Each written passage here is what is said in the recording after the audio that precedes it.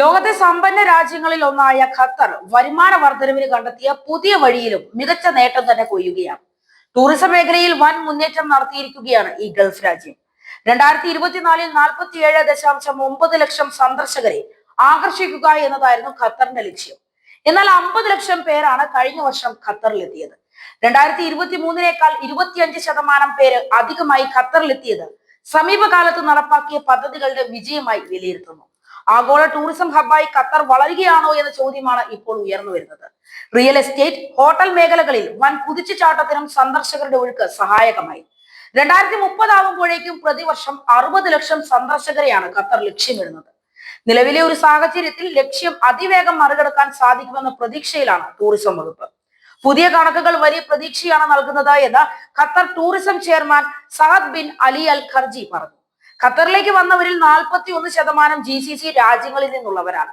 ബാക്കി India, US, UK, Germany തുടങ്ങി പല രാജ്യങ്ങളിൽ നിന്നുമുള്ളവരാണ്.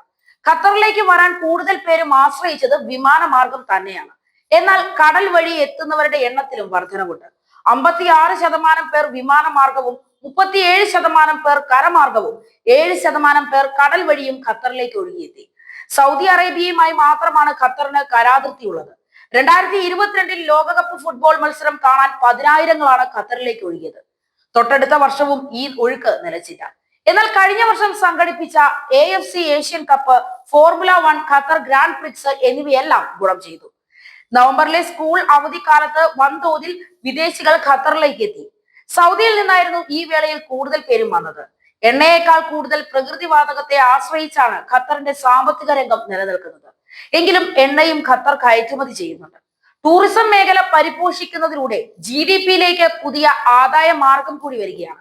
2030 ആകുമ്പോഴേക്കും GDPയുടെ 12% ടൂറിസം മേഖലയിൽ നിന്നാകണമെന്നാണ് ലക്ഷ്യം. GCC ടൂറിസ്റ്റ് വിസ കൂടി തയ്യാറാകുന്നതോടെ കൂടുതൽ പേർ ഖത്തറിലേക്ക് എത്തുമെന്ന് പ്രതീക്ഷിക്കുന്നു. ഒരു വിസയിൽ തന്നെ 6 GCC രാജ്യങ്ങളും സന്ദർശിക്കാൻ സാധിക്കുന്ന രീതിയിലാകും ഈ വിസ. സൗദിയിൽ ഉംറയ്ക്കും ഹജ്ജിനുമായി എത്തുന്ന വിദേശികളെ ഇതുവഴി ഖത്തറിലേക്കും ആകർഷിക്കാനാണ് സാധിച്ചേക്കും. ഹമദ് വിമാനത്താവളം, ദോഹ തുറമുഖം, സാൽവ ബോർഡർ എന്നിവയുടെ നവീകരണം എല്ലാ മാർഗത്തിലൂടെയുമുള്ള വിദേശികളുടെ വരവ് എളുപ്പമാക്കുക എന്ന ലക്ഷ്യത്തോടെയാണ് നടത്തിയത്.